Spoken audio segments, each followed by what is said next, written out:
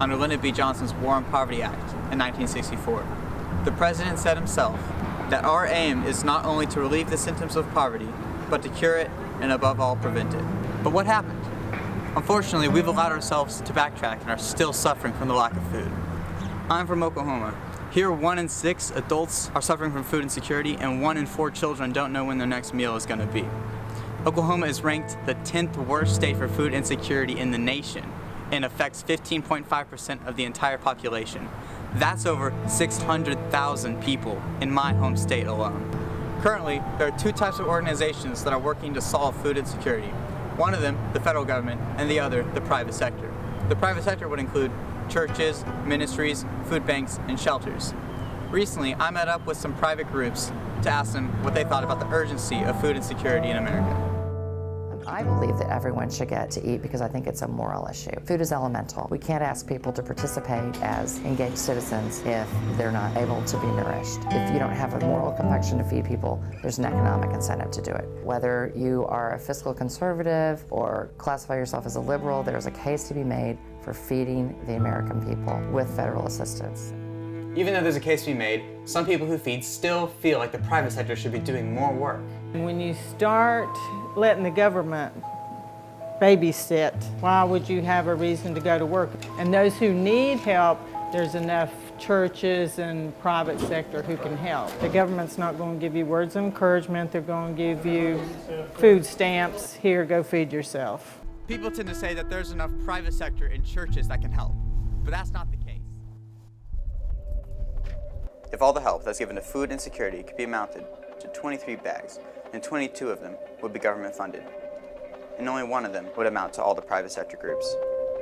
Sometimes I've even had board members say, well, I just think we need to do more and churches need to step up. But realistically, it has to be a public-private partnership. There's no way we can step up to provide 22 times more assistance than we're currently doing. For the issue to be solved, I think it would be both, because if we relied on just personal donations, we would have to close the doors. We still have too many Oklahomans going to bed at night, not sure if they're going to get a meal the next day. So even with all this effort, we haven't won the battle yet. SNAP is more commonly known as food stamps, but SNAP stands for Supplemental Nutrition Assistance Program. And it's a voucher. It's a really important program because it allows for the dignity of choice. But there's one common misconception. People tend to frown upon SNAP because they feel like it can be used as some sort of hammock. In reality, though, that's not the case, as most people cannot survive upon SNAP benefits alone. In fact, 1/3 of the people receiving benefits for SNAP are also receiving a salary twice above the poverty line, but they're still not meeting nutritional needs. People say, oh, there's a lot of fraud in this program. The fraud rate in this program is 1.3%. It's one of the lowest of any federal program. The fraud and error rate combined is less than 5%, which is the lowest it's ever been. So this is not a situation where this program is being taken advantage of. We see that SNAP and other government-funded programs are extremely beneficial and that the private sector cannot tackle this issue all on its own. So instead of the government programs versus the private sector, I propose that we unite both sides and work together to form a joint venture in order to tackle the issue.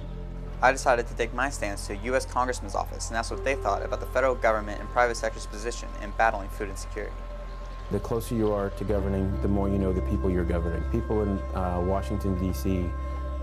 don't know the people of Muskogee or of Jenks. They don't know them. In Jenks, you have Congressman Bridenstine, and in Muskogee, you have Congressman Mullen, who's representing you amongst all those people in Washington, D.C. When it comes to really understanding who those people are and what those needs are, the federal government can't do that. It's best to push that down to be as local as possible. If we're going to do programs like this, the federal government should not be the one handling it. It needs to come back and be as local as possible. I actually honestly believe that as the federal government removes itself from that position and starts to pull back, that you'll see more private sector and more local governments stepping in to fill that void.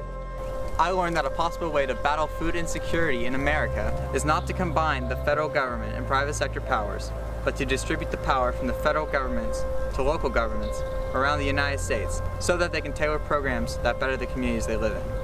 So my new stance is that instead of the federal government making one-size-fits-all programs, is that they fund local government. This would allow people within municipalities to create effective systems that could benefit their community. A plan like this can provide what we need: food security in America.